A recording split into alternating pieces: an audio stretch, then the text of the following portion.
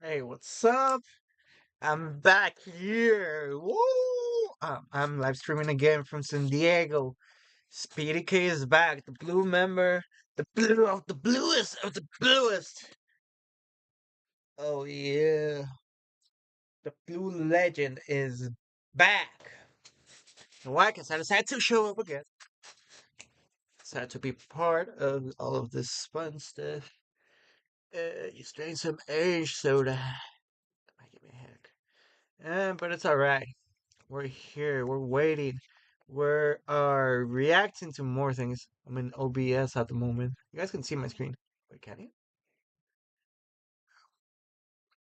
So what it's showing right now, it's pretty much that app. I'm opening OBS.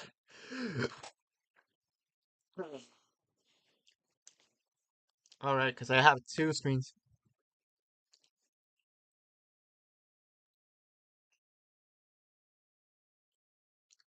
There we go. Bam. No, I am not a robot. Well, you need it. We need VPN for protection, boys. I think I got beat back in the US. I should be secure, pero estoy aquí. I'm not a robot. No, robot. Okay. Oh, okay.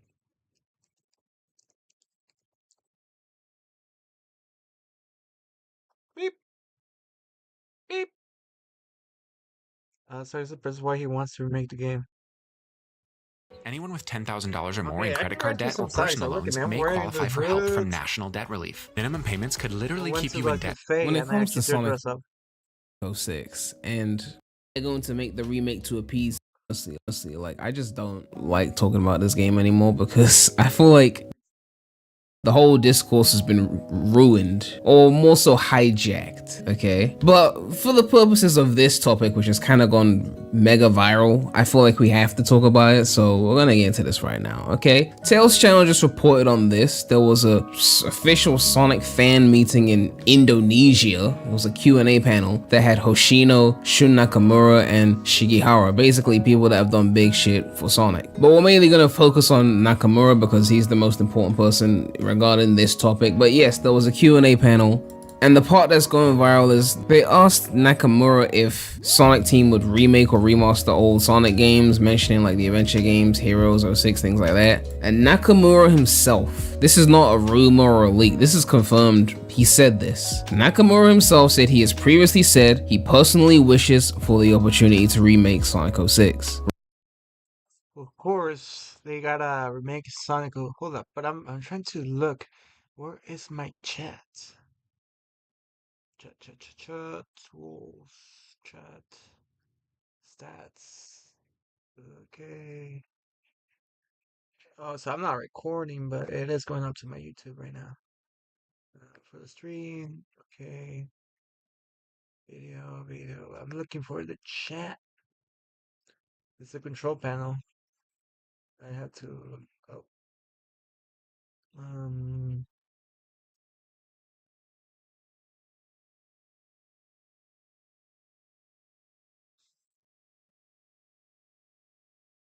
Okay. Um. Hello, guys. Gotta put that chat. Uh. So. We the okay tabs. Okay.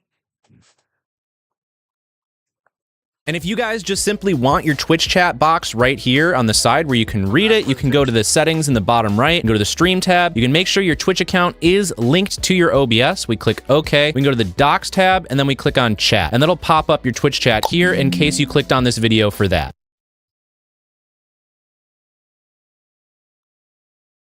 And if you guys just simply want your Twitch chat box right here on the side where you can read it, you can go to the settings in the bottom right, go to the stream tab. You can make sure your Twitch account is linked to your OBS. We click OK. We can go to the docs tab and then we click on chat. And that'll pop up your Twitch chat here in case you clicked on this video. We have a chat. What is up? I'm back again. Let's see if none of the people that I know are watching this right now. Remember, this is the director of Sonic 06, the same guy. He's still at Sonic Team. He was the producer for Sonic X Shadow Generations. He was also the producer for Forces. He also did level design on Unleashed. He worked on Adventure 1. He did development support for Heroes. So like he's been there for a good while. So naturally the toxic discourse ensued because again, they said they wanted to remake 06 at some point. So you must have expected some kind of toxic discourse. Some people want it to happen, some people don't. I've kind of made peace with the idea that if they do something like that, then it's not going to be made for me, aka like an actual fan of Sonic 06 in its purest form. Before there was any improved version or anything like that, it was just a game that had several good qualities and several bad qualities, right? It's not going to be designed with me in mind. And again, I don't like having this conversation with people on the internet because people don't really get it, okay? It's like with the whole P06 discourse, and again, I love P06. It's like my favorite 3D Sonic fan game, but people got mad at me because I didn't immediately prefer every single change that was made in P06, of which there were a lot, okay? I don't think it's a complete replacement for what the original game was trying to do. I see it as more of a reimagining of sorts. But the point is, when you recreate something that was not well received, you kind of have to make a decision, right? Are you remaking it for the people that liked it originally and just want a better version of that? Or are you remaking it to appease the people that didn't like it in the first place? And if you're doing the latter, then the people that liked it originally may not like every single change you make, and that's fine. That's a decision you made, right? That's a smart decision to make, actually. If you're remaking a game that, let's just say 95% of people didn't like and only 5% of people liked, and you say let's remake it to appease the 95%, you're appeasing the majority of people. That makes smart business sense, which is what I would expect Sega to do if they're remaking Sonic 06, is target the people that didn't like 06, because that's more people. Don't target the people that actually like the game. But as someone who liked the game, maybe even loved the game, I could see that it wouldn't be for me if they did a remake, because there's a kind of mentality that goes around, and it happened with P06 and it would happen with this remake as well, which is original thing was bad, therefore all change is good change. That's kind of the mentality that happens when you do something like that, right? So they're gonna be at liberty to just change whatever thing they feel like changing because, well, I mean, the issues go beyond the general lack of polish, and it's like the fundamental to be like, That's interesting. I'm not here to watch this one. It'll take a bit of time. I am running on a time heist right now. Okay. But basically they wanna wait, what? That was awful. Alright, let's react to this. Yeah, I can react to this. Let's see what this guy Hey guys, Epic Gaming here with another game review. So, Sega threatened us again with another Sonic the Hedgehog game. And I mean, did they? first. That's not even the Sonic Hedgehog game. It is clear. Actually, the only the Sonic part is Sonic, because that is pretty much a remake, which wouldn't make a lot of sense. You know, like Sonic is Sonic. If we were talking about Sonic Generations, yeah. But when we start getting into the Shadow, it's a split out character. It's part of the same franchise, but I still won't consider that Sonic. They already forget Sonic 06? It's been 20 years, and what? They think they can move on? Anyway, you turn the game on and, oh boy, where do I even begin with this? This is the first monstrosity to greet you. I mean, it has words. Are you serious? The fact Sega Team was so oblivious to avoid this obvious reference to Mario is insane. I mean, look at the logo for Mario Odyssey. Words! It's literally just insane to me how Jet Set Team would be so blatant in their ripoff. The other day, I was on my way to the office to rate, another one of my awesome reviews when this guy cut me off in traffic. And this car that the guy was driving was blue, reminding me again Dang, someone's got anger issues. of the horrible Driving in traffic. I mean, I get people that cut me off all the time, but nah. What does this have to do with this? dumpster fire that was Sonic 06. But then, you turn the game on and it controls fantastic, and the levels are the best design the series has seen in years, and the music's amazing, and all I had to say when I saw all of this, the only thing I could think of was, wow, what another blatant ripoff of Super Mario Brothers. I mean, Sega, honestly, try doing something original for once. Okay, good games? Mario literally pioneered that genre. It's a little too obvious, bud. Sonic the Hedgehog 2006. Anyway, then I was playing Kingdom Valley, and I really liked that level. Didn't really remind me of anything. But then these little weasels decided to go and put a story in here. A story that I have no complaints about. Really? Sega? What am I supposed to do for my videos? Be witty? Entertaining? All I have going for me is showing your shitty games and reacting to it. Thanks. Thanks for considering your consumers on this one, guys. By the time I got to the final boss in this joke of a game, I was forcing myself, absolutely forcing myself to get through this game. From the amazingly designed levels, the tight control that perfects Sonic Frontiers, the boss fights that combine the best the series has to offer with Metal Gear Rising, and just the best Sonic experience I've had in years, all I could think of was Sonic the Hedgehog 2006. And that really made me think about what a rough transitions. Fuck, bro. Anyway, Sega has absolutely bombed this one yet again, and instead of doing what they did here, and finally taking a system that worked in the past and building upon it to give us a really good game, Sega should just go back to what it's always done, just scrap the entire formula for something like Sonic Boom. That one's easier for me to make jokes about. Anyway, guys, that's all for this one, and at least it's not Sonic 06, because he had a rough transition into my mother's fucking face. For a fact, Generations was the Shadow. It was actually fun, I didn't want to play for Generations because I did play the original. I still have it on Steam, so it didn't make a lot of sense why they would do that. I guess because the changes and all that, you can do that, but you can still play mods if you had the original version.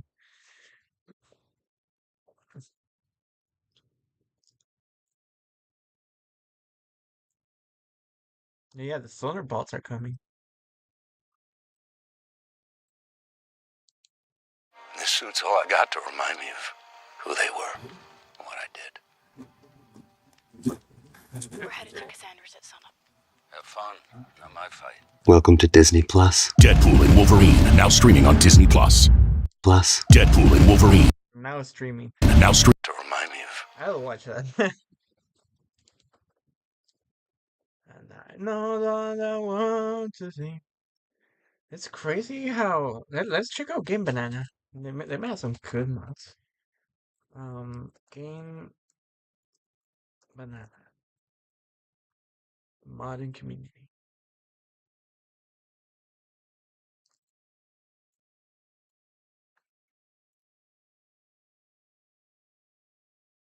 Games.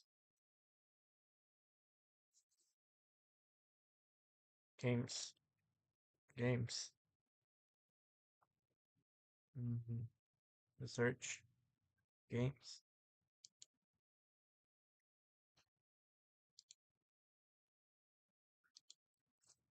Games.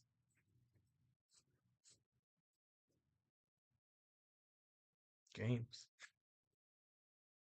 Alright. Oh, those are just the classic mods. Some dot police. I remember I used to play the games back on when it first came out. Oh, there's a lot of projects where they did work on and some of that were canceled. I think it was Gamefly or something. No, what was that? Sonic.exe. Download. Oh, it's Game Jolt. There we go. games. I want to see what people have created. But yeah, of course, we're gonna have to get ready for there. Continue. Okay, games. Hello, it's a me, Sergey. Okay. Okay. Anime, of course. Games, cosplay, music, cosplay, game dev. Love that art, comics. I don't watch Bendy. What the I know about that. Music. Yeah, I have to watch Dragon Ball, Marvel, Pokemon, definitely. It's a must for me. In real life, movies, TV. What is this? Is this a Mino 2.0? So, mm,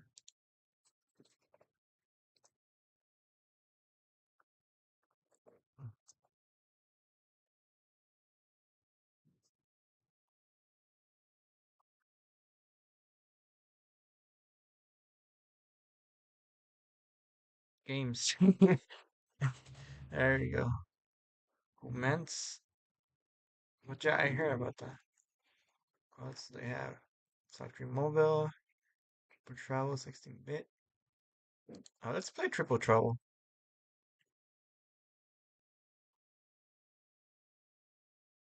Oh, I did make a theme song for my ringtone. All right. We're gonna play 60. Oh, and they have that in Android. I forgot it did. I never played it, but let's play the Windows version.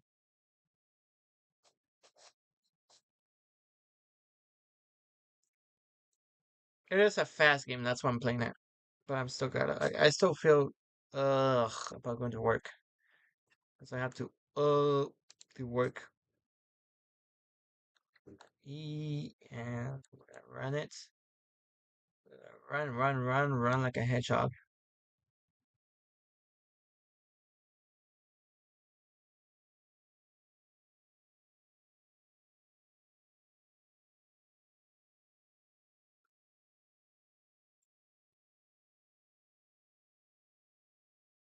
Whoa. Activate my antivirus.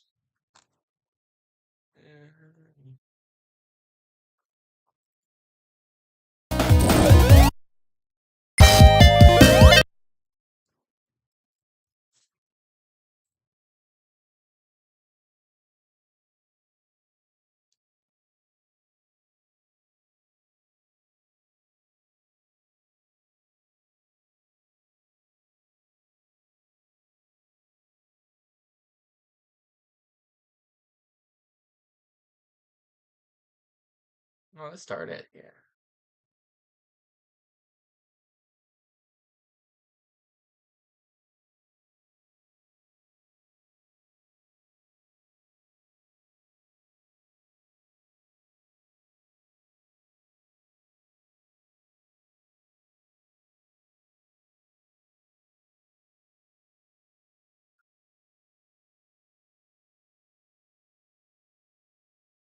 Hmm.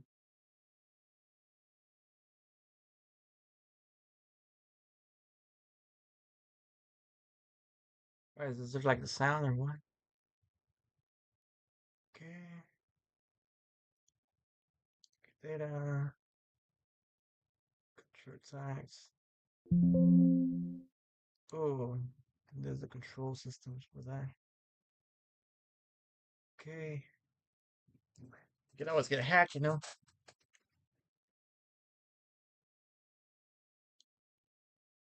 Uh,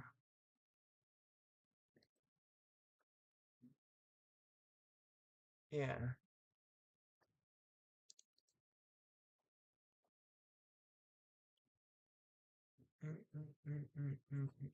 So yeah, it is the game. So it's like this is just you have to extract all, extract. See, or are you? Bang. More info, but anyway. There you go. I'll play that on my screen.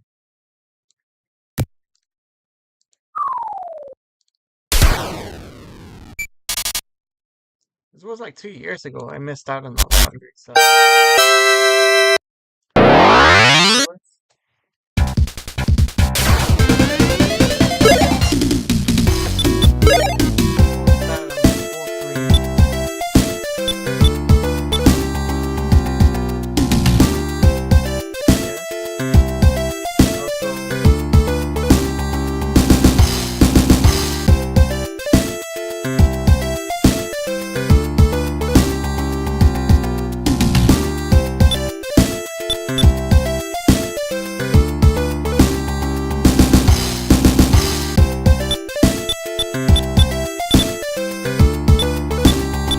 Still all of it.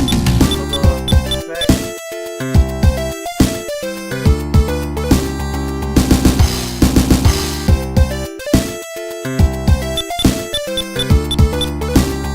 Show you the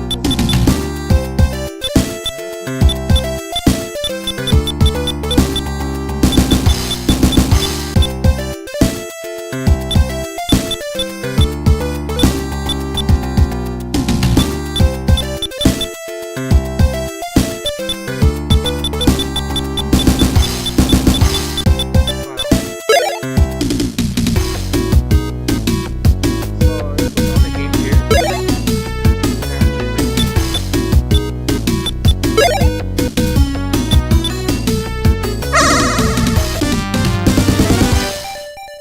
Look at that. What is this? Is it gonna have the drop dash?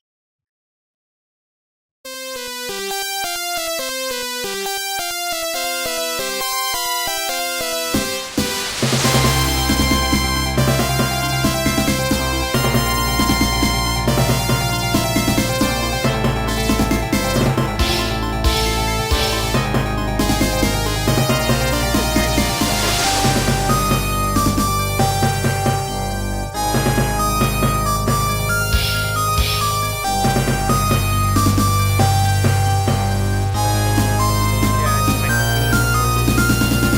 if I go to test manager. Where are you, Steam? Stop opening.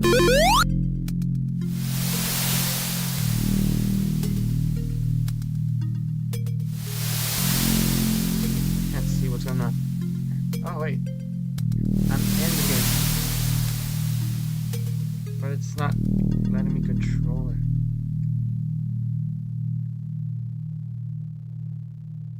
Hold on, maybe I use the keyboard.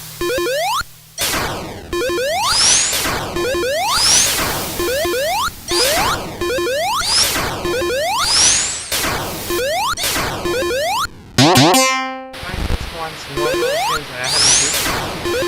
I play a lot of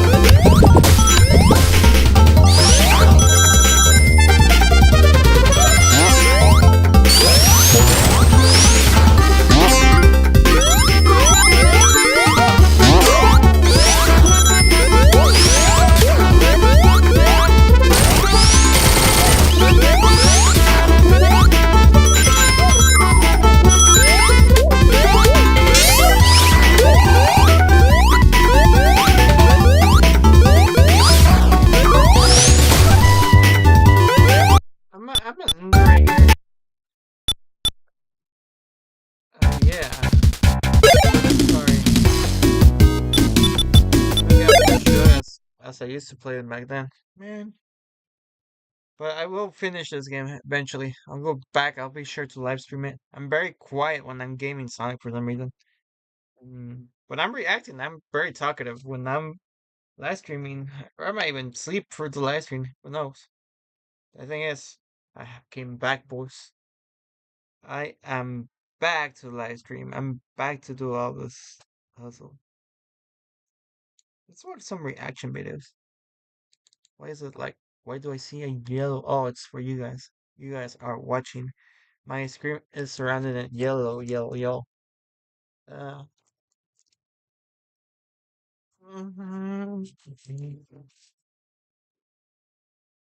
Let's see. I can't see anything from the chat. Chat. What's up, chat? Like messages. There's nothing yet.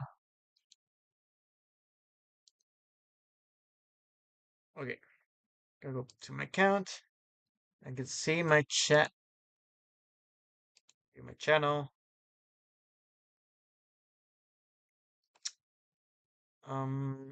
What's trending right now? I don't expect to get a lot of views either way. It is what day of the week? It's just a Wednesday, you know. So what do I think of this? I'm not gonna bother with that one. I'm not much into wait. 1, 2, 3, go! Go, go, go, go, go, go, go, go, go, go, go!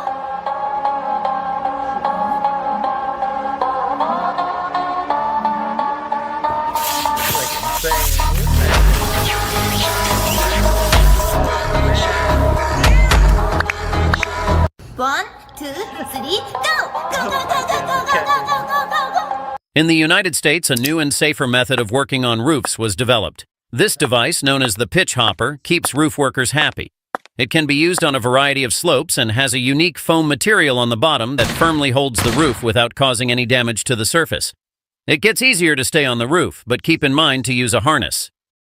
In the United States, a new and safer method of working on roofs was developed. This device, known as the pitch hopper, keeps roof workers happy. It can be used on a variety of slopes and has a unique foam material on the bottom that firmly holds the roof without causing any damage to the surface. It gets easier to stay on the roof, but keep in mind to use a harness. In the United States, a new and safer method of working on roofs was developed. This device, known as the pitch hopper, keeps roof workers happy. It can be used on a variety of slopes and has a unique foam material on the bottom that firmly holds the roof without causing any damage to the surface. It gets easier to stay on the roof, but keep in mind to use a harness. In the United States, a new and safer method of... Let's make healthy Big Mac.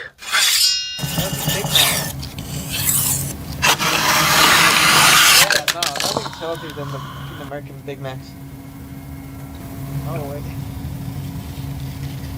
Yeah, that's actually the healthy ingredients. Let's look at that meat.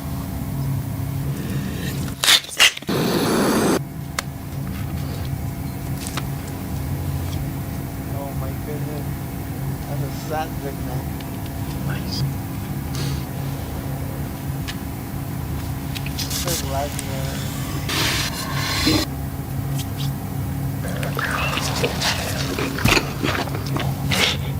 Let's make healthy Big Mac. 창이가 좋아하는 랜덤 게임, 랜덤 게임, 게임 스타트. 아파트, 아파트, 아파트, 아파트, 아파트, 아파트, 아파트, 아파트, 창이가 좋아하는 랜덤 게임, 랜덤 게임, 게임 스타트. 아파트, 아파트, 아파트, 아파트, 아파트, 아파트, 아파트, 아파트, 창이가 좋아. I paid $15 per card to get not just one Pokemon card graded, but two. What grade did you get? Excuse me, sir, who are you? We don't seem to recognize your... After missing a few shots, Ring around the rosy, 300 ring around the rosy, your pockets looking lonely. Ashes, ashes, these. Okay. Ring around the rosy, your pockets looking lonely. Ashes, ashes, these. Okay. Ring around the rosy, your pockets looking lonely. Ashes, ashes, these ring around the rosy, your pockets looking lonely. Ashes, ashes, these 315 million years ago, the Earth. Hey, Tyler. Know that you can flip things in a pan by just flipping coffee with a spoon by just.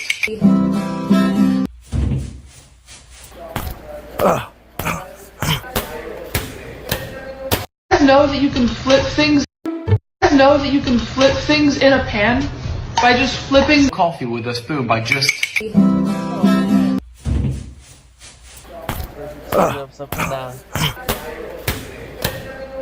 Know that you can flip things in a pan by just flipping coffee with a spoon by just. Oh my god, that's like look at him. The guy's not even punching, he's just crazy. Know that you can flip things in a pan by just flipping coffee with a spoon by just.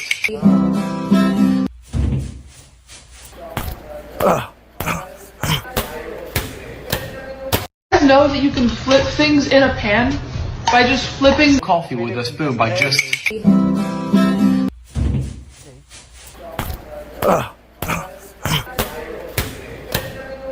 Know that you can flip things in a pan. Hey, Tyler, you on your way to algebra? Yeah, I'll see you there.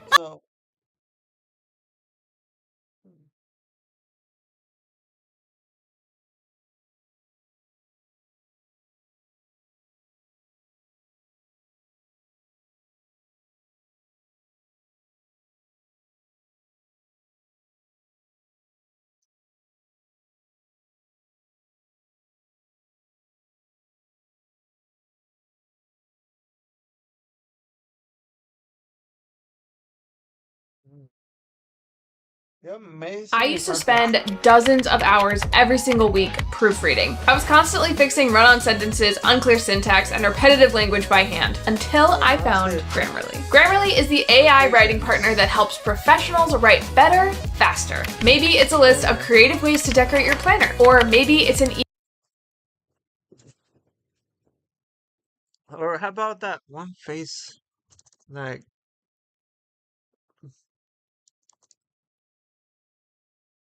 I'm thinking about that. Thinking about showing my viewers that. Because, but where I look at haunted locations in California. Some more spooky places in some more spooky states. Who would have thought? I swear, I always used to look at them. There's a different narrator each time, but I still want to keep doing that. Like, I don't know. This is just brain captivating. What's even more brain captivating, guys, is actually checking out haunted locations. If you guys know of any places that are haunted that you guys are not 100% are scary in California, I bet there's a shit ton of them. But I'd like to know the locations. Literally everywhere there is a place that is haunted, This is and day 3 honestly, of asking a it makes professional chef to turn my potato fancy. First step, we gotta peel the potatoes. I'm not a patient human, so I'm gonna cut these. You can leave them whole. Fill this up with some cold water. Pinch of salt in there. I'm gonna use these peelings. I gotta soak them. I wanna get all the water out. That's just gonna dry. These potatoes are about ready to pull off. I'm gonna dump these out onto a sheet tray real quick so they dry out for me. Add in your potatoes. So it's mashing the potato. Just in case you're wondering what all this hard work is for. It's for that. Give this a little mix.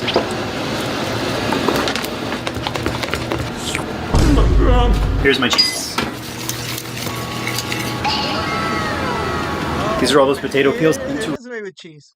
some more spooky places in some more spooky states. Who would have thought? I swear literally everywhere there is a place that is haunted, and honestly it makes me want to go visit even more. Hello everyone and welcome back to our channel. I'm your host Emily, and today we're counting down our list of the top 10 real haunted places in California that are pure evil. Number 10, Satan's Castle, San Bernardino. Yes, this place is called Satan's Castle, and it's a no from me. Satan's Castle sits on a mountainous region that is filled with both religious and satanic lore dating back to the 19th century. There are said to be underground tunnels linking to various points of interest across the mountain, which were used during the Prohibition era. These tunnels were created mostly for transportation and smuggling booze, but also served for darker purposes. One of these tunnels is rumored to connect a Catholic church to Satan's castle. It is said to have been the grounds for dark, ritualistic practices which included both human and animal sacrifices, along with other dark ceremonies. Not to mention, inside one of the rooms, a pentagram used to be painted on the ground. Local Christians painted over it with the John 3:16 verse, but the pentagram always bled through. Definitely sounds satanic to me, and I will not be visiting there. Number 9. Preston Castle, Ione. The Preston School of Industry, also known as Preston Castle, was a reform school that opened in June 1894 and was considered one of the oldest and best known reform schools in the United States. The boys there grew their own food, raised livestock, and learned farming trades. Additionally, there was a print shop, bakery, and cobbler shop where the boys could learn skills for self-preservation in the real world. The superintendent controlled the life inside the school, and discipline was extreme. Starvation, isolation, and public paddling and lashings, and severe strategies were common at Preston. Now, this school has seen a lot of death. There are 17 men buried on the school grounds because they died there. Samuel Goins had his life ended after attempting to escape from the school. In 1950, Preston's head housekeeper, Anna Corbin, was beaten to death in the school's basement as well, and they never found out who did it. Employees and visitors believe that these young men are still haunting the school, which only closed in 1960, by the way. Those who have toured the grounds since have reported many strange sights and sounds, slamming doors, falling objects, disembodied voices, and ghostly physical contact. Number 8. Camp Pendleton, Area 41, San Diego. Camp Pendleton is a coastal Marine Corps base with a dark history. This place is divided up into sections, and Area 41 is haunted. Locks have been tampered with, furniture displaced, items gone missing, and strange noises are heard throughout the camp. Many think that this is done by one broken-hearted Marine in particular. This man was in love and had recently asked his girlfriend to marry him. After she had said yes, he thought his life was going great, but it didn't last long. The Marine was in his housing unit when his fiancée got a hold of him and told him that she was ending the relationship. He was so upset that he ended his life in a second-story room of the barracks. Now, some Marines are convinced his spirit remains in the area and haunts Area 41 in particular. A general feeling of unease is common here, and to this day, Marines claim that they hear the faint sound of a man softly humming the Jeopardy game show theme song around the grounds. I'm sorry. What? Number 7. The Hotel de Coriando, San Diego. Hotel de Coriando is a historic hotel that opened in 1888. Kate Morgan has haunted this hotel since I've actually passed around this hotel, and me and my friends, it was at nighttime. We were walking around, we were looking at, see where we can find the hotel. We ended up getting to the hotel. When we passed right outside the room, we noticed that, first of all, the haunted room doesn't have a number. That's one of the, like, compared to most of the other rooms, the other rooms have numbers. That one doesn't have a number. But not only that, you can actually feel like we felt that scratch. We felt like something like actually grabbed us, like it was weird, Not weird, but strange. But we all felt it, We felt, oh, something is touching us. So that was that. We went out of it. We never felt like that again. We do pass around Coronado, but we never felt what we felt that day. We still messed around. It was outside the courtyard. Yeah, it is haunted. It's one of those haunted spots, guys. I mean, I should have the camera closer. 1892, the year she checked in and awaited the arrival of her husband. The two were traveling con artists, and not surprisingly, her husband never showed up, and 4 days later, Kate was found dead at the bottom of an outdoor staircase leading to the Coronado Beach. Today, those who check into Kate's room, which is now room 3312, have had spooky experiences to say the least. Curtains blowing even though the windows are closed, objects moved by unseen hands, murmuring sounds, and even sightings of Kate walking down the hallways and peering out the windows have all been reported. Her ghost is often seen both in the hotel and on the beach. Now, room 3519, formerly room 3502, is also haunted. Once a maid's room, it's been the site of numerous paranormal occurrences, such as objects moving around by themselves. Number 6. The Whaley House, San Diego. The Whaley House is the oldest brick structure in Southern California and was the home of Thomas Whaley and his family. At various times, it also housed Whaley's General Store, San Diego's second county courthouse, and the first commercial theater in San Diego. The house has witnessed more history than any other building in the city, and it is extremely haunted. One of the most infamous ghosts there is the spirit of Yankee Jim Robinson. Yankee Jim was hanged in the gallows where the house now stands in 1852 after being convicted of stealing horses. Thomas Whaley himself, who owned and lived in the house with his family years later, said they could hear heavy footsteps going up and down the stairs. Now, visitors have reported cold spots and the feeling of their chest and throat tightening within the home. Others claim to have seen Yankee Jim too, an apparition that appears and disappears when you get too close. Today, and for many years, visitors to the house have also reported seeing Thomas. They usually see him wearing a frock coat and pantaloons standing on the second-story landing.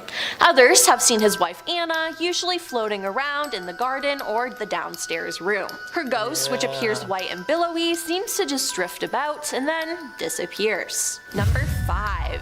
Winchester Mystery House, San Jose. Now, after finding out what this place is, I really want to visit here. I mean, just by the name Mystery House, it's cool. Now, some backstory on the house. Sarah Winchester lived a tragic yet interesting life. She married William Wirt Winchester in 1862, who was a very wealthy man. Sadly, though, her husband, mother, and father-in-law all passed away within the same year.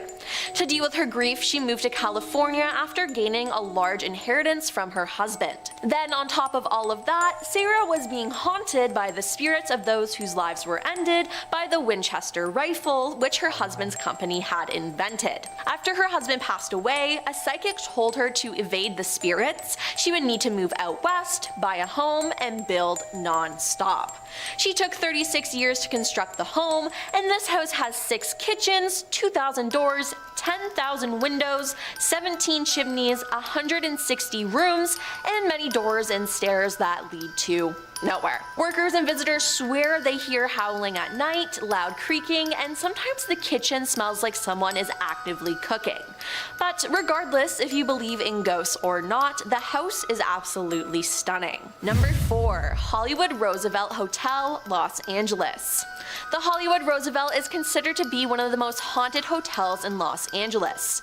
It first opened its doors in 1927 and was a frequent home to Marilyn Monroe, who often stayed in the second floor cabana. Interestingly, the doors to this hotel are still open, allowing visitors to spend the night in Marilyn's suite, and some people claim to have seen Marilyn's ghost smiling and blowing kisses at them in their hotel mirrors. Hotel workers often talk about seeing the ghost of Charlie Chaplin and feel temperatures drop quickly from one room to the next. The apparition of Montgomery Clift has been blamed for patting guests' shoulders and watching maids in room 928, where he stayed for 3 months while filming From Here to Eternity. The ghost of Carole Lombard has also been spotted floating around the upper floors, and in the Blossom Room, where the first Oscars were held, 2 ghosts have been spotted, a presence of a tuxedoed man and a presence of a man in a white suit. Seems like if you want to meet a dead celebrity, the Roosevelt Hotel is the place to go. Number 3. Alcatraz, San Francisco Bay. The famous maximum security prison Alcatraz Federal Penitentiary earned a reputation as one of the most brutal and inhumane prisons in in the country during its day. The strong currents around the island and cold water temperatures made escape nearly impossible, and the prison became one of the most notorious in American history.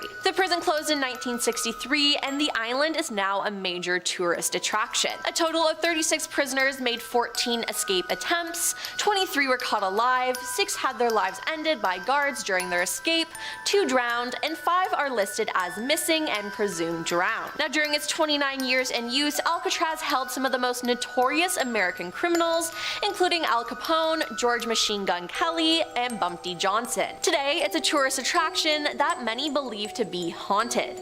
Inexplicable events happen, like the sound of someone playing the banjo. Many believe this to be the spirit of Al Capone, who spent his last days at the prison playing a banjo in the shower room to avoid being injured in the yard. The smell of smoke, the sounds of cell doors slamming, disembodied voices, moaning, and screams have also all been reported. Number 2. Queen Mary, Long Beach.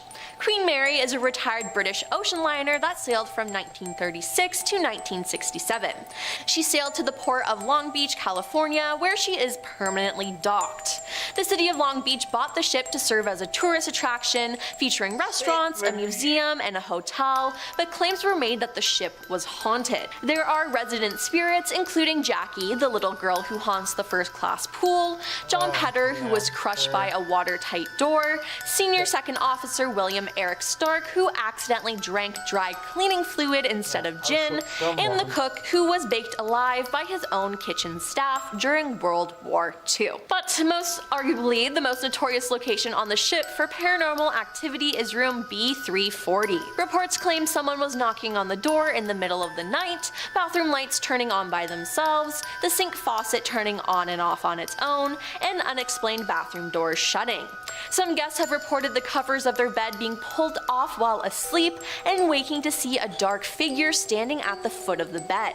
There are even more stories about this place, but I don't have enough time to fit them all in. If you're really interested in Queen Mary, I say do some homework on it because it definitely gets creepier. And coming in at number 1 is the Cecil Hotel, Los Angeles. The Cecil Hotel opened in 1925 as a well-furnished hostelry frequented by respectable people, but that didn't last long. As downtown became more and more dangerous, the Cecil became a place where bad people stayed, like the Night Stalker aka Richard Ramirez and Austrian killer Jack Unterweger spent time there. The Black Dahlia was rumored to have had her last drink at the hotel bar before she turned up dead a few miles away.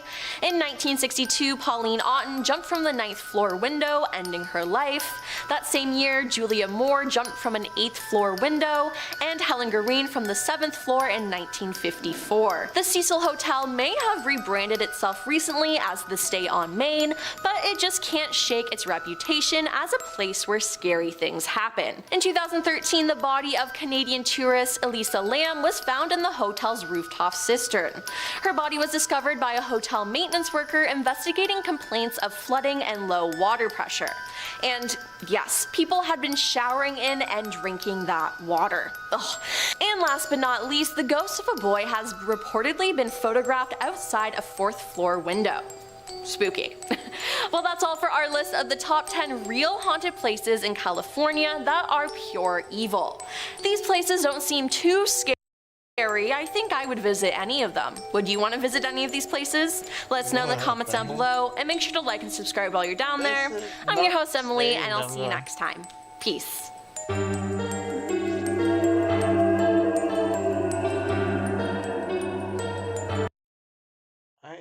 Learn software development in as little as 18 weeks. Coding Dojo trains people with no experience in software development.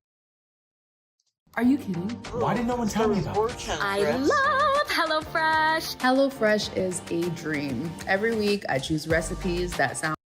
On November 29, 2007, an anonymous 4chan user uploaded a disturbing post with the words, "If anyone can correctly guess their own post number, I will tell you where she is buried." Eerily, the post was accompanied by an image of a teenage girl. For context, on 4chan, each thread is assigned a unique post number, which is completely random and serves as an identifier for that specific post. These kinds of posts where the OP would reward other users with something if they managed to guess their exact post number were pretty common. But the rewards themselves were rarely this dark and specific. What the? You can probably understand how the creepy nature of this particular post instantly caught the attention of so many people. It's worth mentioning that the dates and times from the screenshots shown are the archive dates and times, meaning they're not accurate. But over the following minutes after the post was made, several other users jumped in to guess their post numbers. And just 15 minutes later, a user correctly guessed theirs. After which, the OP made good on their promise and said, "Winner, here you go," and then a set of coordinates. Strangely, the coordinates pointed to a pretty random patch of trees on the side of a county road about 50 miles east of El Dorado, Kansas. But as it was later revealed, there was nothing random about the location. The girl in the image in the anonymous user's post was 18-year-old Emily Sander, a Butler Community College student who had gone missing a little less than a week before the disturbing post was made. Shockingly, the police found Sanders' partially clothed body around an hour after the coordinates were revealed at the exact coordinates provided by the user. It's important to mention that by the time the uploader revealed the coordinates on 4chan, the cops had already been investigating Emily's disappearance for a few days, and they were already zeroing in on a suspect. As the investigation had revealed, Emily had disappeared on November 23rd of that year after leaving a bar outside El Dorado with a man named Israel Miralles. According to two witnesses, Israel had bought Emily and her friends drinks at a Chinese restaurant in El Dorado before accompanying them at a bar called The Retreat. After the two left the bar, Emily was never seen alive again. Following the finding of some pretty compelling evidence of Israel's involvement in Emily's disappearance, the authorities put out a warrant for his arrest. But by then, Israel had already fled to Mexico. Fortunately, due to the severity of the crimes, the cops were able to extradite him back to Kansas for interrogation. During his testimony, the suspect claimed that after they had left the bar, he and Emily had gone back to a motel room together. According to his version of the events, at one point in the night, he allegedly left the motel alone. When he came back a few hours later, Sanders was supposedly dead. The story is already kind of hard to believe, especially when you factor in that after allegedly finding the lifeless victim in the room, Israel claimed that he panicked, put her body in the trunk of his car, and headed to a house where his 16-year-old pregnant girlfriend was staying in nearby Baxter Springs.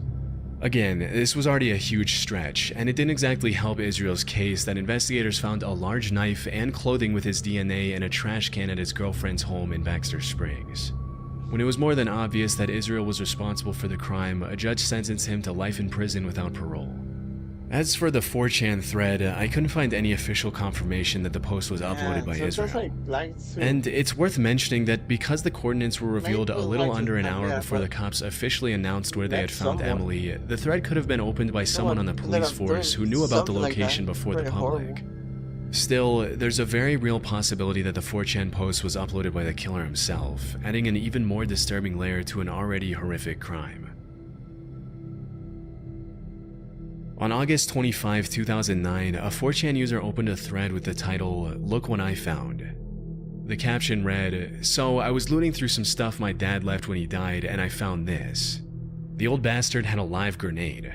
It seems kinda old, but looks okay to me. What would the random board do with it?"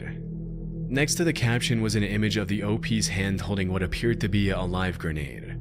For the next 15 minutes, the thread was flooded with all kinds of comments from users all around the world, with some claiming that the grenade was fake and asking the uploader for proof that it was made out of real metal and wasn't just a plastic imitation. Let me see the bottom of it. Bottom. It's plastic, lol. No plastic, dimwit, it's all metal. With this comment, the OP included an image of himself holding up a lighter to a grenade, which is obviously a horrific idea.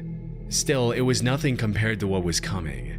Disturbingly, some of the other commenters encouraged the poster to throw the grenade in the toilet, saying things like, "Toss in toilet, don't flush, wait for epic fountain."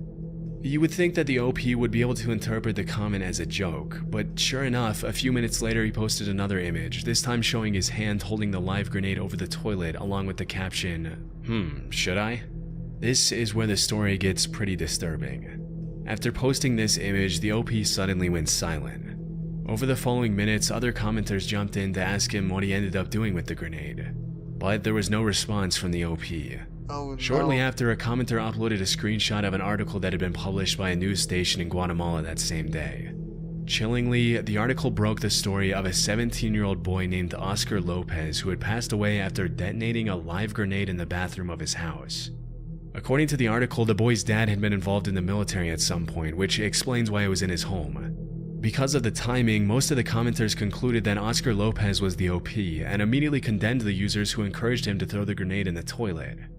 In the weeks following the incident, several news stations from Spanish-speaking countries published the story, which brought a lot of attention to the original thread on 4chan. Over the years, the story of Oscar's grenade has been reposted all over the internet thousands of times. And it's made its way into dozens of YouTube videos covering the most disturbing incidents caused by online threads. However, through my research, I wasn't able to find the original article or anything that would indicate that the story was real. Even after spending hours searching through online archives, I found absolutely no trace of the original article, which suggests that the article could have been faked. The only articles I did find were the ones that were published after the incident and cited only the original, non-existent article as their source. It's also pretty suspicious that the article was allegedly published pretty much within an hour of the OP's last comment, which further supports the idea that the whole thing was faked. It's possible that the OP himself could have posted the photoshopped article screenshot from another account to get attention.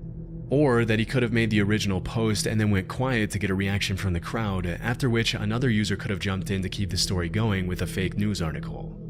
Although, it's still very possible this is real and the original article has just since been lost to time. Because the incident is over 15 years old at this point, we'll likely never know the whole truth. Finding a therapist doesn't have to feel overwhelming or impossible.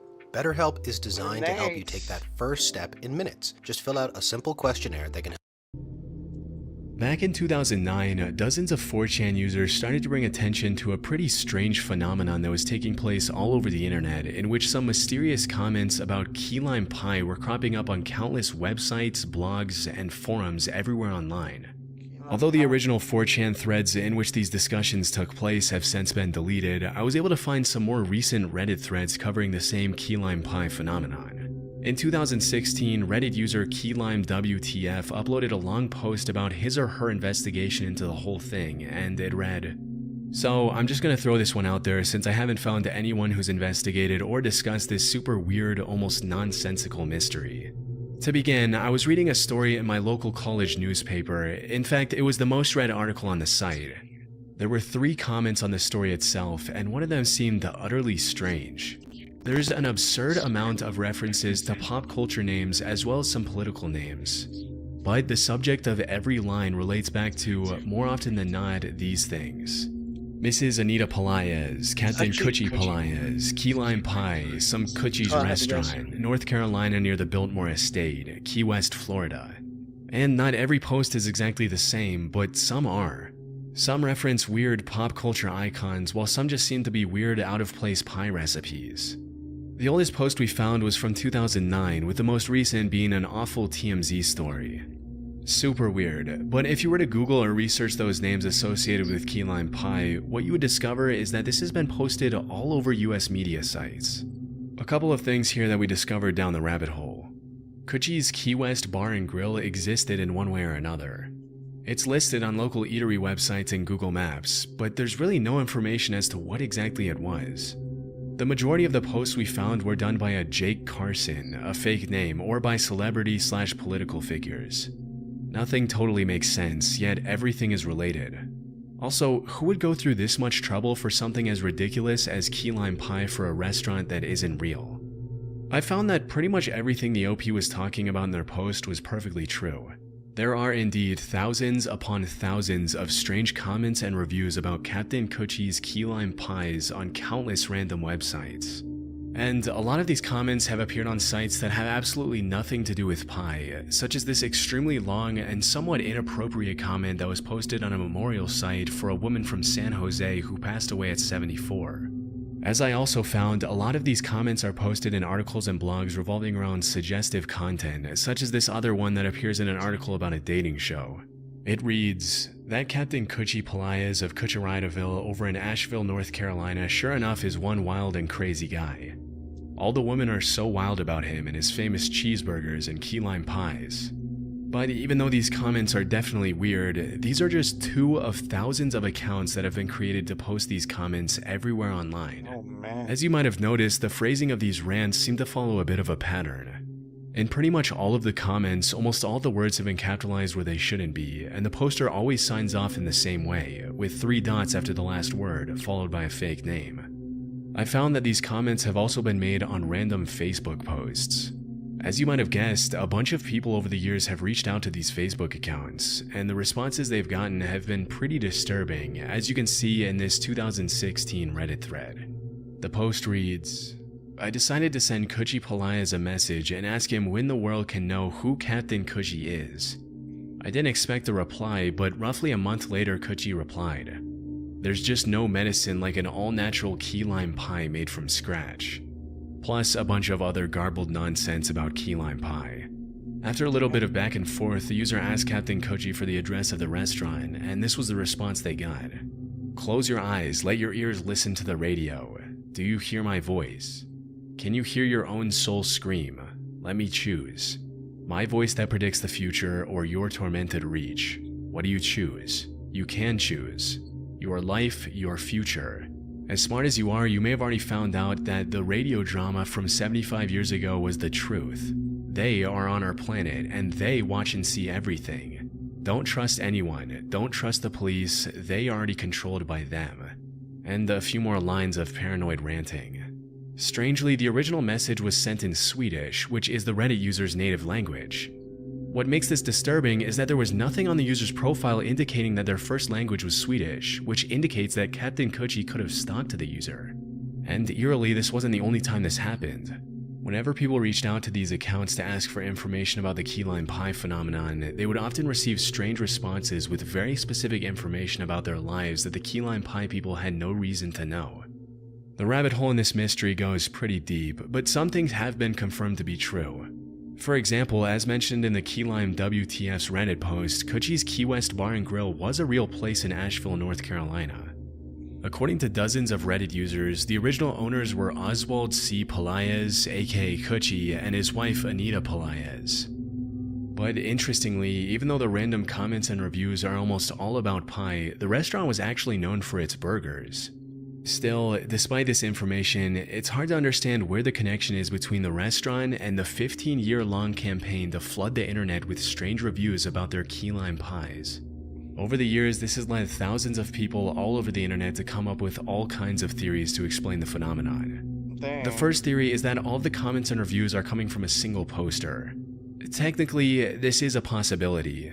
I mean, it's not uncommon for people with extreme obsessive personalities to become fixated on something as random as key lime pie and dedicate years to spreading bizarre content across the internet.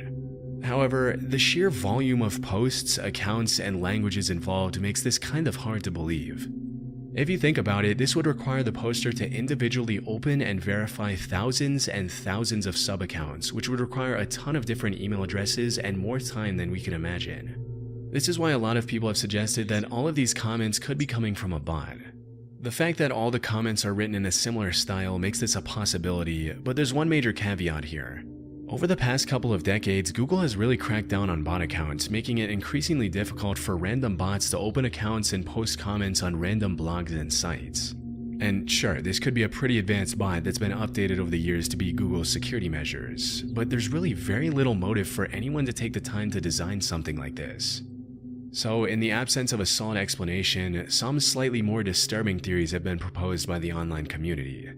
According to one of the most popular ones, these comments could be a coded method of communication for some sort of cult or underground organization with nefarious purposes. This could explain the endless, seemingly random pop culture references and indecipherable strings of garbled text with random capitalization. I also found some Reddit comments where the users alleged that Kuchi's Key West Bar and Grill was being used as a cover-up for something more sinister.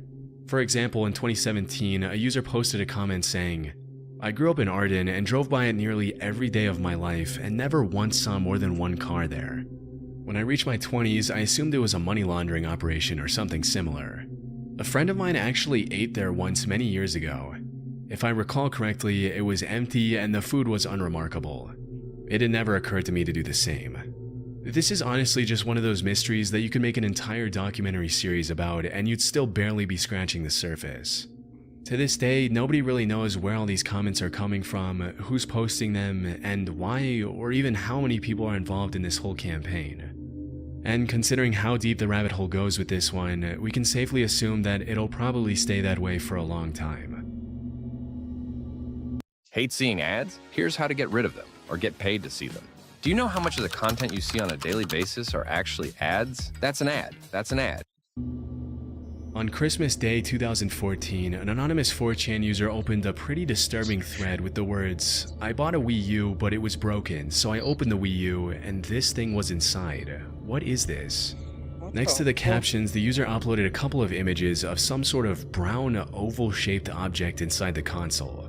At first glance, the OP thought it was probably something an animal had left in there. But a few minutes later, he followed up with some images that looked like something straight out of a nightmare. Apparently, the brown object was some sort of spider nest, and as soon as the OP cracked it open, it looked like this. A few minutes later, the poster commented, "At least the spiders are already dead. Whatever happened, it's an egg opened too soon or an egg that never managed to open. The spiders must have devoured each other to stay alive and eventually grew to max capacity and truly died. The size shows they're adults, but the color shows they literally have no plating or skin." 3 minutes later, the OP gave a chilling update saying, "This one was still alive." And this is where the thread starts to get a little disturbing. Just a few seconds later, another user commented on the post saying, "Okay, I googled it for you, OP. That's a dirt dauber nest. The spiders are paralyzed inside of it. If they're not dead by now and they're actually fresh catches, they're gonna be waking up soon." And responding to the image of the live spider the OP posted, the user warned, "This spider kind of looks like a brown recluse. If you let it sting you, your arm is gonna start rotting while you're alive." Responding to the original picture of the spiders, another user commented, "By the looks of it, the last one just woke up, and the dirt dauber might not even have started laying its larvae yet. If that's the case, these might all just be paralyzed. Also, I'm afraid for OP's life, since the spider that did wake up looks like a brown recluse, and if that's actually the case, the OP has a dirt dauber nest full of brown recluses. He's in for one hell of a ride." Over the next several minutes, dozens of other users jumped in the chat to warn the OP not to provoke the spiders under any circumstances. Fortunately, shortly after, the OP posted a final update to the thread saying, "OP here, they weren't dead and they started to move. I ran out of my house and called the exterminator. I'm posting from my cell phone." It's pretty disturbing to think that a nest of poisonous spiders could be growing inside of one of your consoles without you knowing it. Yeah. And according to another commenter, it's actually pretty common for dirt daubers to do this. Thankfully, it looks like the OP was okay. Dang, that's chilling. In March 2020, an anonymous 4chan user posted an image of a missing girl named Lisa Irwin, along with a set of coordinates that point to a random location in the middle of the trees somewhere in Lakeside Village, Kansas. For context, Lisa had gone missing in October 2011 when she was just a 10-month-old baby. That day, Jeremy Irwin, Lisa's dad, came back from work at 4 a.m. and immediately called the cops when he saw his daughter was missing from her crib. Disturbingly, he mentioned to his wife Deborah that the front door was unlocked and that 3 cell phones were missing. During the investigation, a bunch of really strange things started happening, and it was hard for the cops to make sense of anything. Even though some witnesses had reported seeing a strange man carrying a baby wearing a diaper near the area where Lisa had gone missing, they didn't have enough evidence to arrest a particular suspect. Surveillance video from the area showed a man dressed in white leaving a wooded area near the Irwin's house at 2:30 a.m., but the suspect the cops brought in as a result of the footage had rock-solid alibis. Chillingly, when the cops searched the Irwin's house that same year, dogs picked up the scent of a dead body in Deborah's bedroom. When the authorities confronted her about it, she claimed she didn't initially look for her daughter because she was afraid of what she might find. This was just the first in a series of strange claims and contradictions that Lisa's mom would find herself in. Later, she would allege that the last time she had seen her baby, it had been around 10:30 p.m. But after, she confessed that she had been drinking with a friend and didn't remember when the last time she saw her daughter was. Investigators also accused Deborah of failing a lie detector test, and even her own best friend told the police that Deborah had a dark side and that she believed she could have been responsible for the disappearance of her own daughter. Strangely, the cops later found that one of the 3 cell phones that were taken from the house had made a 50-second call late on the night Lisa went missing. But both Deborah and Jeremy denied making the call. When the cops investigated the call, they found that it had been made to a Kansas City woman named Megan Wright. Interestingly, Megan had once been in a relationship with a suspect in the case, a drifter who lived in a halfway house close to the Irwins. Still, she denied being the one who had picked up the phone on the night of Lisa's disappearance. To this day, the cops are convinced that whoever made that call is responsible for whatever happened to Lisa, but in the absence of new evidence, the case went cold for a very long time. The image you see in the 4chan thread is actually an age-progressed picture released by the authorities to help the public identify the victim, and it shows what Lisa would have looked like at 7 years old.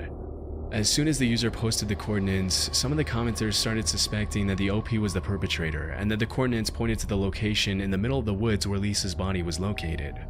One user commented, "I just emailed this thread to 2 local NBC affiliates in Kansas that cover the Thompsonville and Oskaloosa area. Hopefully this is legit and we can finally do some good and bring peace to a family." But even though a lot of people got in touch with the police over the leaked coordinates, frustratingly, nothing really came of them. And it's unclear if the cops just didn't investigate the coordinates, or if they did but they didn't find anything there. To this day, Lisa's disappearance has created more questions than answers. Was it the guy who was seen in the surveillance footage? Was it the parents? Or the 4chan user? Allowed its users to stay compliant board. The archiver was no longer satisfied with simply logging the posts, so he started composing songs and poems based on UTV's interests and personality, including a limerick that read, "There was once a young Phil from Kent who loved to call Frodo an ent. He bet against Villa in a 3-1 thriller. They lost and his money was sent." It's worth noting that UTV's real name was actually Phil, meaning the archiver had started finding out more and more personal information about him as time went on. Over the following weeks, the archiver progressed from songs and poems to other kinds of worship and obsession, which included making ink blot tests featuring UTV's posts, as well as designing detailed floor plans for the home he would like to live in if he and UTV ever moved in together. He even made preparations for UTV's funeral with detailed instructions for his family to follow on the day of the ceremony. The madness continued for several weeks until on October 7, the archiver made his final post about UTV in the TRB board saying, "I have been with UTV for 255 threads. This is the last one. My parents have discovered my UTV works and they have insisted I remove everything of the type from my computer and be done with it. They will be monitoring my activities now to ensure I cannot do it anymore. This is my final message. I'm sorry to UTV and I hope he sees this and understands. I have one more gift to share with him. This 97-page document contains every personal work I've created that involves UTV in any way. It is for him. I do not want anyone else to read it. However, I cannot stop you from doing so." As the entire internet soon found out, the archiver wasn't lying about the document.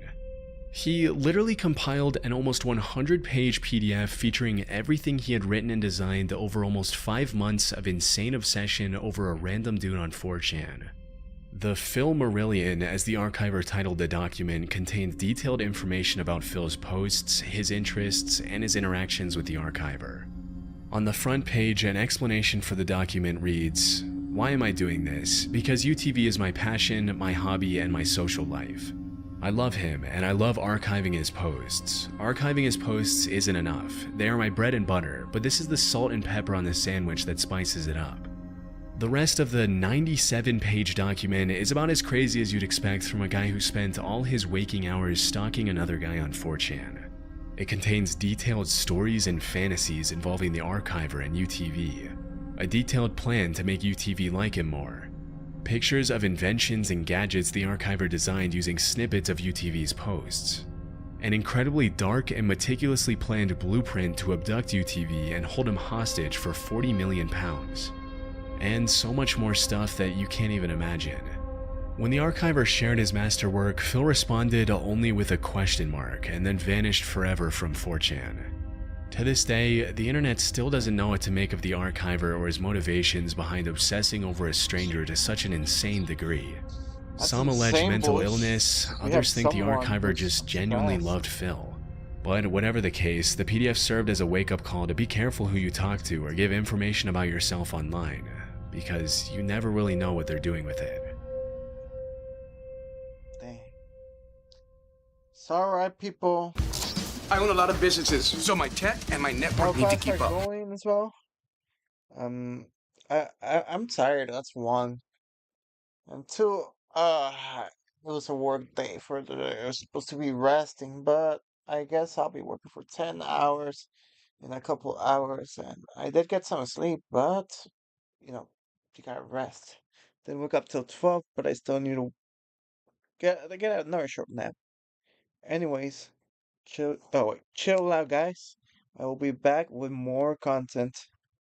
in the future, in the weekend. It's just like a Wednesday chill, you know. It's a week Wednesday.